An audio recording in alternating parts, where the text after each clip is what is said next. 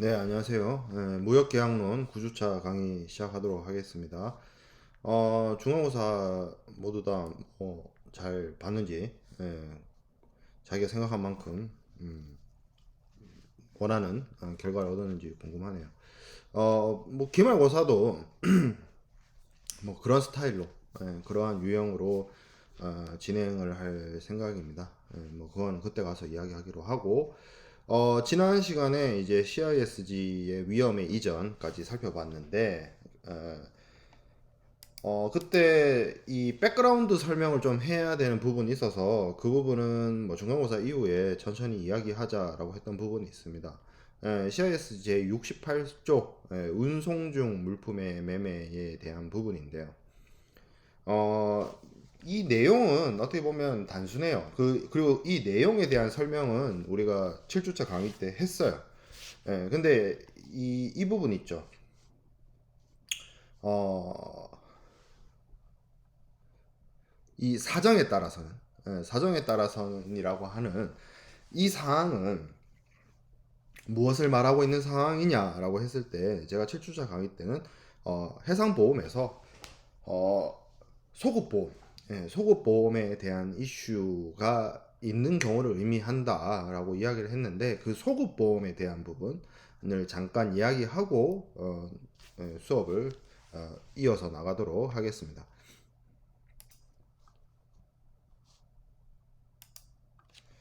자, 이게 운송 중 전매라고 하는 게 굉장히 특수한 상황인 건 맞습니다. 일반적으로라고 하면 매도인이 있고 매수인이 있어서 이렇게 일괄적으로 이렇게 계산이 거래가 이루어지는데 운송 중 전매라고 하는 거는 여기 중간에 매수인이자 매도인인 제3자가 등장을 합니다. 이 사람이 A라는 사람, 이 사람이 B라는 사람, 이 사람이 C라는 사람이라고 한다면 물품을 선적하는 시점에 판매자는 A일 것이고 이 사람이 이제 물품을 배에 선적을 하겠죠. 근데 운항을 하고 있는 도중에 이제 목적지에 이미 아직 도착하기도 이전에 이 B라는 사람이 C라는 사람한테 물건을 대판다라고 하면 그것이 운송 중 전매고 이런 거래가 실제로 일어나느냐? 일어나는 경우가 있어요. 어떤 거래에서 일어나느냐? 실무적으로 철광석이라든지 뭐 석유라든지 그런 그 원자재 살물들이죠. 벌크 화물의 거래에서 이런 거죠. 그러니까 좀 예를 들자면 좀 이해를 돕고자 예를 들자면 석유 같은 거는 저도 유정에 가본 적이 없어요. 사우디아라비아를 가본 적이 없기 때문에 저도 들은 이야기고 책으로 본 이야기입니다. 자, 기름을 뽑아 추출해내기 위해서 이제 이렇게 채굴을 하잖아요. 그럼 기름이 계속 나올 거 아니에요? 근데 공장 같은 경우에는 물품을 생산하는 공장 같은 경우에는 컨베이어 벨트를 스탑을 시키면 생산이 더 이상 안 되는 거잖아요. 근데 석유는 뭐예요? 계속 채굴 해야 돼요. 중단되면 좀 문제가 있어요. 뭐 다시 채굴을 하기 위한 여러 가지 설비를 다시 만들어야 된다든지 이렇게 복잡한 문제가 있을 수 있기 때문에 계속 나옵니다. 예. 그리고 석유만 그러냐? 그런 그 뭐 철강석, 강산 있죠. 강산 노동자들이 계속 일을 하잖아요. 그래서 철강석이 나와요. 예. 그런 원자재 살물들은 생산지에서 계속 끊임없이 생산이 됩니다. 근데 수요는 경우에 따라 다를 수 있잖아요. 그러니까 당장 그 물건을 사는 사람이 있을 수도 있고 아닐 수도 있고. 그래서 보통 어떻게 하냐면 중간에 그리고 이런 그 석유나 철강석 같은 경우에는 재고가 됐을 때 재고 처리 문제도 있어요. 이게 뭐 단순하게 뭐 박스에 넣어놓고 이게 안 되잖아요. 부피가 엄청 큰 물건들이기 때문에 그래서 그런 어떤 뭐 유정이 됐든 강산이 됐든 그런 곳에서 생산이 돼서 선박의 적재까지 쭉 이어집니다. 누구의 책임으로? 수출자, 그러니까 판매자의 책임으로 프로세스가 쭉 이어지고요. 그리고 물건을 사는 사람이 정해지지 않은 상태에서 배가 출발을 해서, 그러니까 여러분들 뭐 주식에 좀 관심 있는 친구들은 주식이나 뭐 비트코인 이런 코인 이런 것도 관심 있지만 그 선물 옵션에 관심 있는 친구들도 있을 거예요. 그 선물의 거래 대상이 보면 다 이런 거거든요.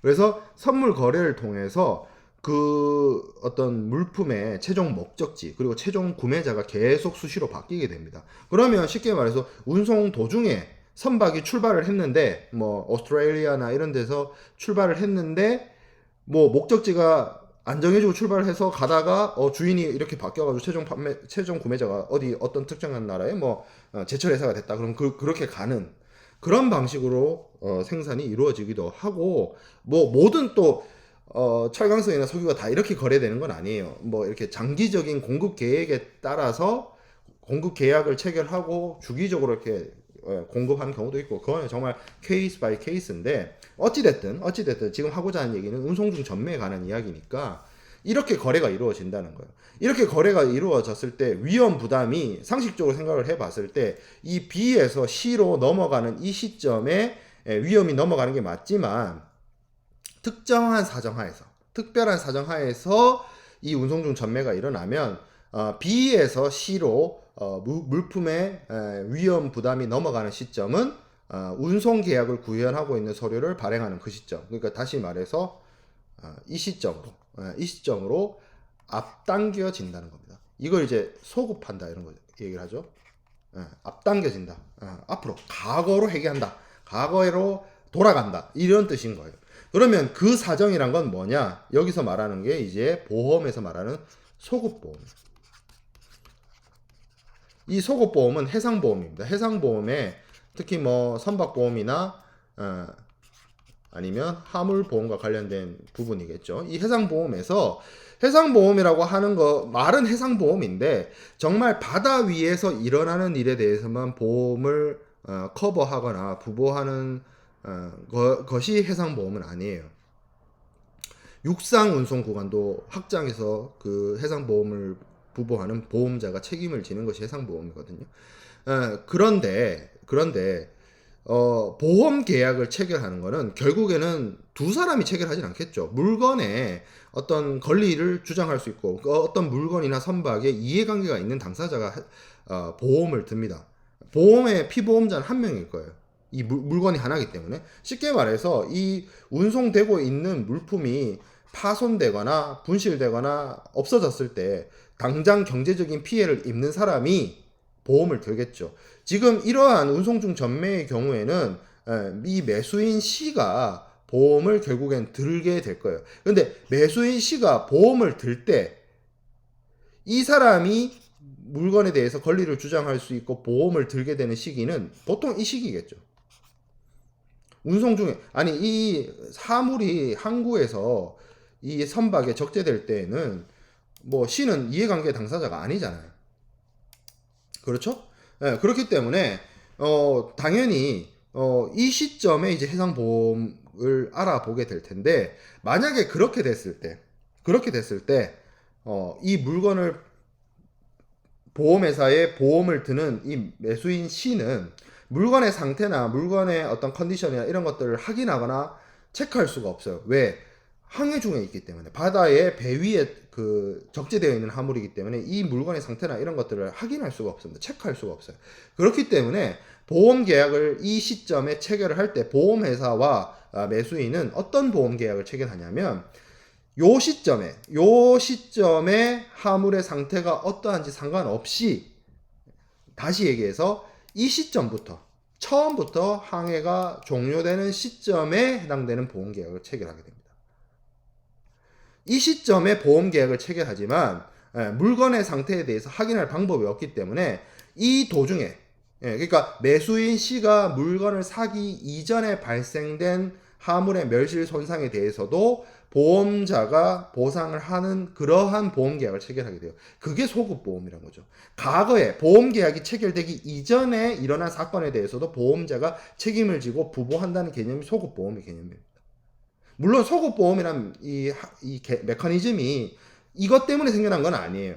이것 때문에 생겨난 것은 아니고 과거부터 그러니까 통신수단이 원만하게 발달되어 있지 않던 시절에는 바다를 항해해서 출항을 하고 도착을 하는 그런 것이기 때문에 물건의 정확한 상태나 컨디션을 알 수가 없어서 그런 것들을 이제 일종의 뭐 묻지 마라고 해야 될까요? 뭐 물건의 상태 상관없이 보험을 들어주는 그런 것들이 이제 소급보험의 원 메커니즘이었는데 지금은 이런 운송등 전매의 경우에 해당이 되죠.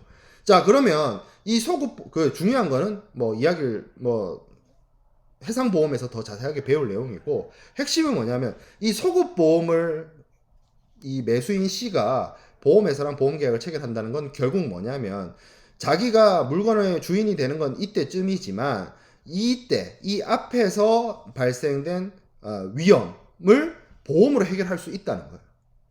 여기서 발생돼서 화물이 박살나고 어떻게 되더라도 이 사람은 소급보험을 체결했기 때문에 문제가 해결이 된다는 거예요. 그렇기 때문에 매수인 C가 소급보험을 든 상황이라면 매수인이 그러니까 B로부터 물건을 사는 시점이 아니라 운송계약이 시작되는, 그래서 운송계약을 구현하고 있는 서류를 발행하는 시점부터 위험이 이전된다. 누구한테? 이 사람한테.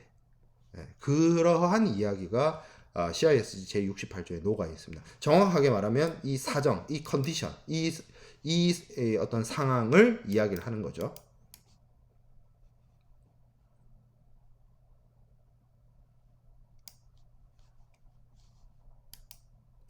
잠깐 포커스가 나갔네요.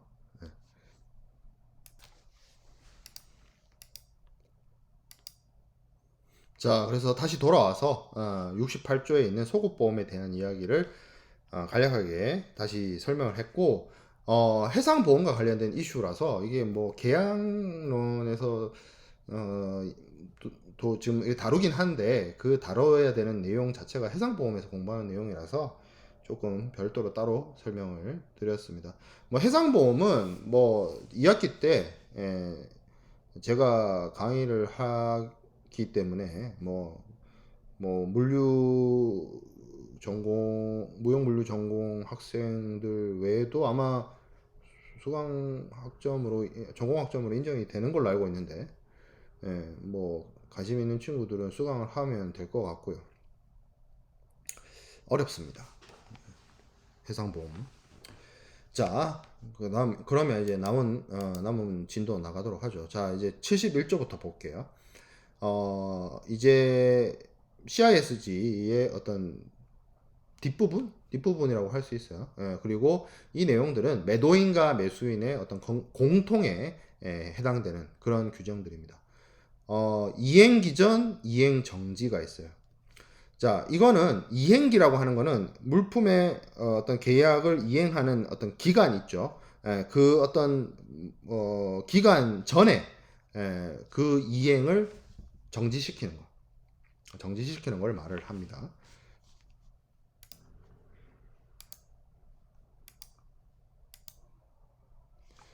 자, 그래서 내용을 좀 보면 당사자 1방은 계약 체결 후에 상대방이 다음 사유 여기 AB죠. AB. 다음 사유의 결과로 어떤 의무의 실질적인 부분의 이행을 하는 것이 아니하는 것. 그러니까 이행 못하는 걸 얘기하는 거죠. 이행 안 하는 거. 이행 안 하는 게 명백하게 되는 거. 명백해지면 자기도 자기의 할 일에 대해서 이행 정지할 수 있다. 남이 제대로 안 하니까, 상대방이 제대로 안 하니까, 그리고 상대방이 제대로 안 하는 게 명백하니까 나도 내 할 일을 안 하겠다. 뭐 이거예요.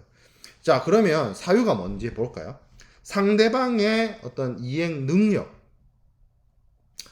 어떤 또 신뢰성, 거기에 어떤 중대한 결함이 있고, 아니면 상대방의 계약 이행을 준비하는 것에, 그리고 계약 이행 행위에 있어서 상대방이 실질적으로 이행을 하지 않다는 것이 명백해지면, 그러니까 애매하면 안 되겠죠. 명백이라는 표현을 분명히 썼기 때문에 애매하면 안 됩니다. 그 경우에 나도 내 할 일을 안 하겠다, 이거예요. 자, 매도인이 여기서 71조 1항에서는 당사자라고 했기 때문에 매도인도 해당이 되고 매수인도 해당이 되지만 여기 두 번째에서는 매도인만 얘기를 하고 있어요. 매도인이 전항에 기술된 사유가 명백하게 되기 전에 이미 물품을 발송한 경우. 물품을 발송한다는 것은 매도인의 일이니까 분명히 그래서 매도인이라고 이름을 써야 되겠죠. 지금 71조부터는 매도인과 매수인의 공통 규정이기 때문에 특별한 언급이었으면 다 해당됩니다. 매도인한테도 해당이 되고 매수인한테도 해당이 되는데, 그래서 71조 1항 같은 거, 요 위에 부분은 매도인도 해당되고 매수인도 해당이 돼요. 근데 71조 2항에는 매도인이라고 명확하게 얘기를 하고 있죠. 그래서 매도인이 그 위에 있는 사유가 명백하기 전에 이미 물건을 보냈어. 이미 물건을 보낸 거예요. 그런 경우에는 비록 매수인이 물품을 취득할 권한을 주는 서류. 물품을 취득할 권한을 주는 서류는 뭘까요? 선화증권이 될 수도 있어요. 근데 선화증권, 우리가 물품을 처분할 수 있는 서류 위에서 많이 봤죠. 위험의 이전이나 뭐 그런 거에 있어서 물품을 처분하는 서류에 대한 언급을 했잖아요. 근데 매수인이 물품을 취득할 권한을 주는 서류는 선화증권도 해당되지만 다른 서류들도 해당이 될 수 있어요. 어떤 서류들이 해당이 될 수 있느냐? 뭐 인도 지시서라든지 뭐 DO, 딜리버리 오더 같은 것들도 물품을 취득할 수 있는 권한을 주는 서류입니다. 아니면 뭐 기명 형식의 C-웨이빌이나 이런 서류도 해당이 돼요. 그런 서류 들고 있으면 목적지에서 운송인으로부터 물건을 찾을 수 있기 때문에. 그러니까 이 물품을 취득할 권한을 주는 서류에는 선화증권도 해당이 되지만 다른 서류들도 해당되어질 수 있다. 물품을 처분할 수 있는 서류, 물품의 어떤 권리를 주장할 수 있는 서류랑은 조금 다른 얘기예요.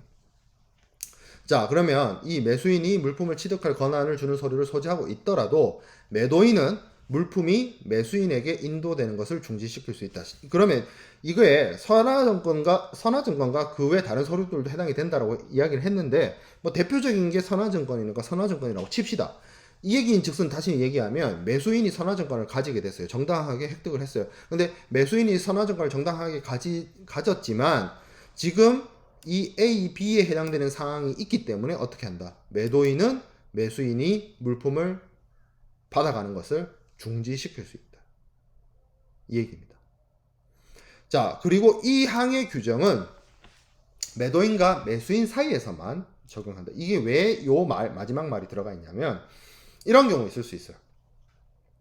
매수인이 뭔가 잘못을 크게 했는데 이 매수인이 예를 들어서 정당하게 돈을 받고 다른 제3자한테 팔았어요. 그럼 그 제3자는 자신의 정당한 권리를 행사한 거죠. 그런 사람한테 매도인이 뭐 물건 내놓으라 한다거나 하기가 힘들겠죠.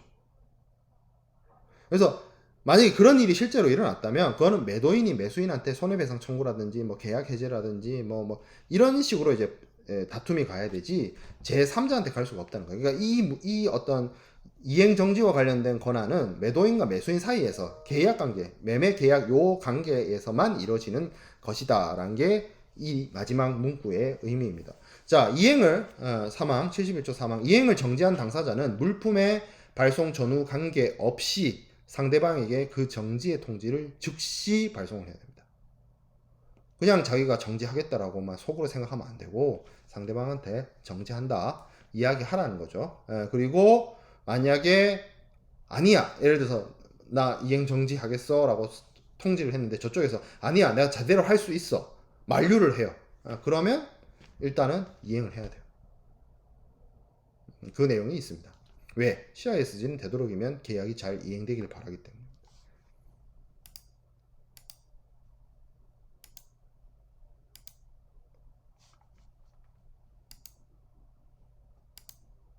자, 이행 기전 계약 해제.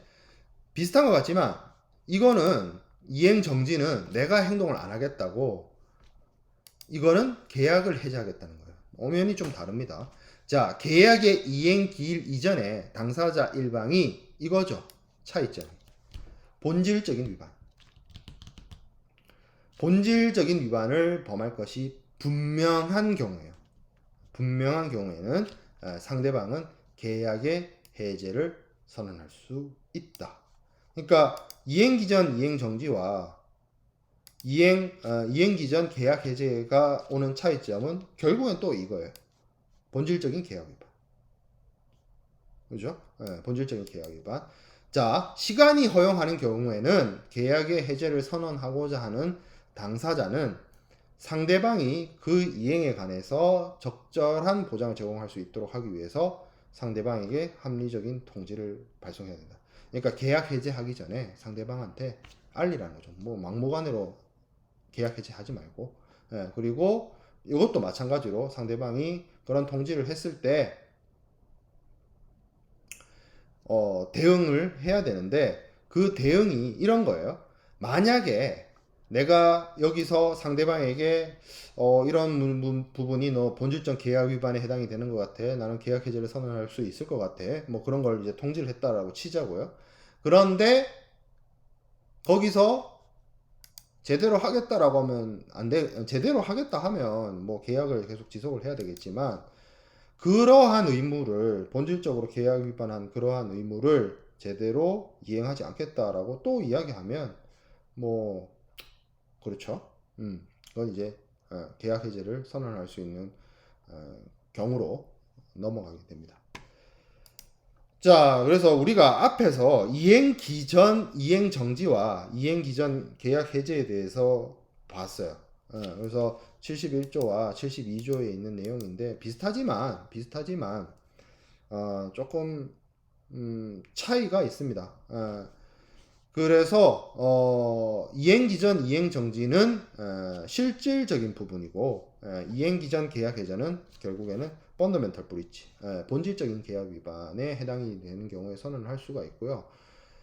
이행 기전 이행 정지는 뭐 사실 제가 여기 위에 있는 해석은 대표적인 국내 CISG 해석 내용을 그대로 해석본을 가져왔기 때문에 71조에 대해서 뭐 명백하고 72조의 내용은 뭐 분명하고 뭐 이렇게 되어 있는데 사실 그 그 CISG 내용을 번역이죠.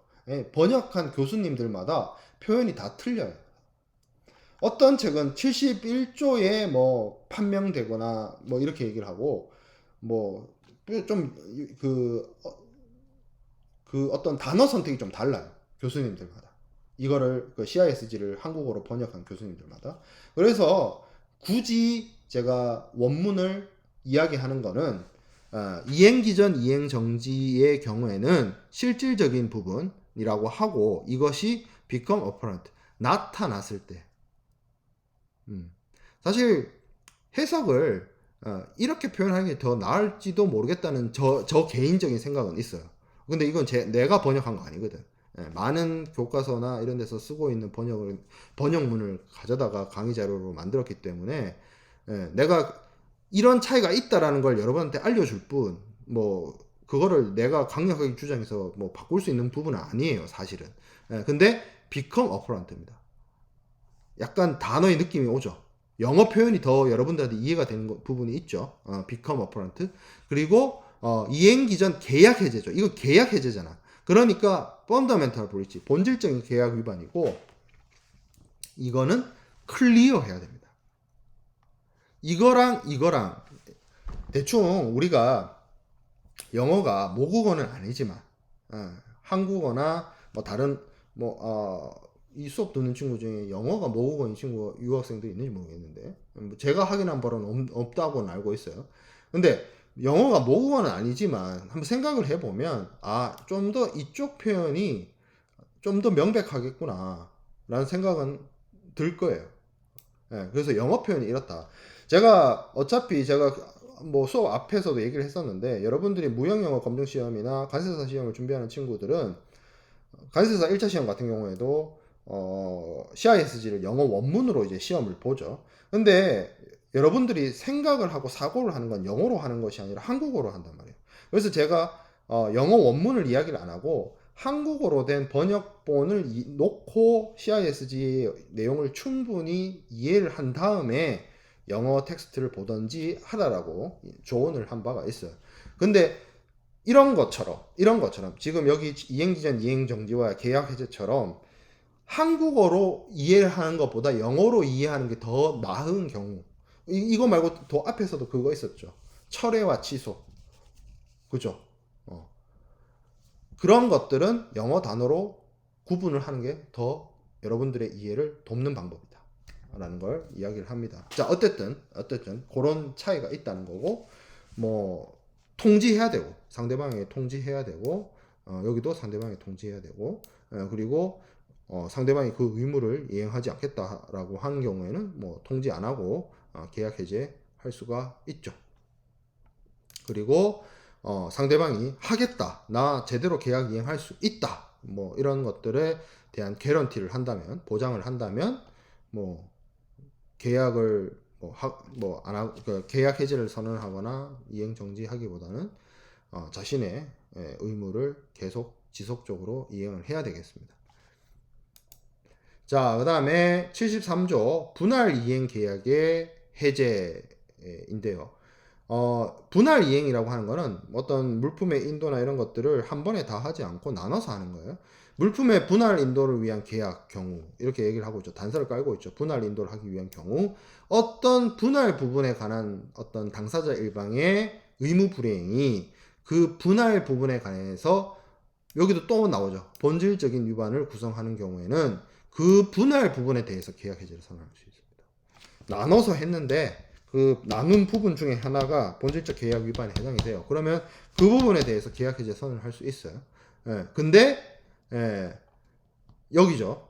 장래 분할 부분에 대해서, 지금 거 말고 미래 거에 대해서 계약의 본질적 위반이 발생할 것이라는 결론을 내리게 되는 근거가 있으면 미래 거에 대해서도 계약서제 선언할 수 있다, 이렇게 되어 있고요. 자, 그리고 나눠서 했는데 그 중에 하나가 이런 거 있죠. 그 인도 부분들이 상호 의존 관계가 있어요.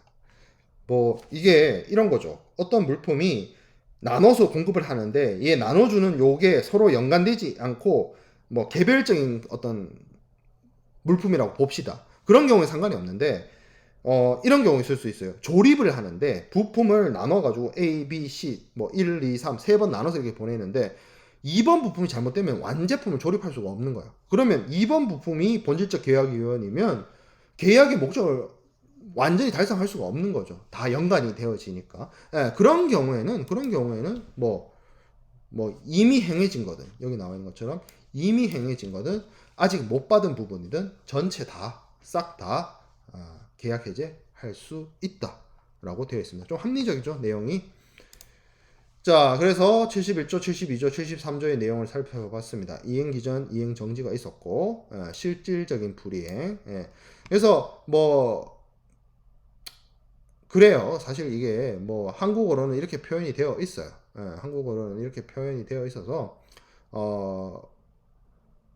또 구분을 하기 위해서 좀 이렇게 적어놨고, 이행 기전 계약 해제는 결국엔 이거와의 차이가 본질적인 위반이다. 사실 명백하다거나 분명하다거나 한국어의 큰 의미 차이 사실 좀 그렇거든요. 근데 뭐 그거를 갖고 여러분들이 고민하기보다는 이게 좀 드러나고 이게 클리어하고 그렇게 이해를 하고, 여기와 여기를 굳이 나누면 이 차이예요. 이 차이. 실질적인 불이행과 본질적인 위반의 차이. 그리고 분할 이행 부분에 대해서는 이렇게 세 가지로 개별적인 그러니까 1, 2, 3으로 나눴을 때 그 한 부분, 그리고 지금 받은 게 아니라 미래 것들, 미래에 올 것들, 그리고 이게 관련성 있을 때, 이렇게 나눠서 이야기해 볼 수가 있겠습니다. 그 뒷부분은 조금 끊어서 가도록 하겠습니다.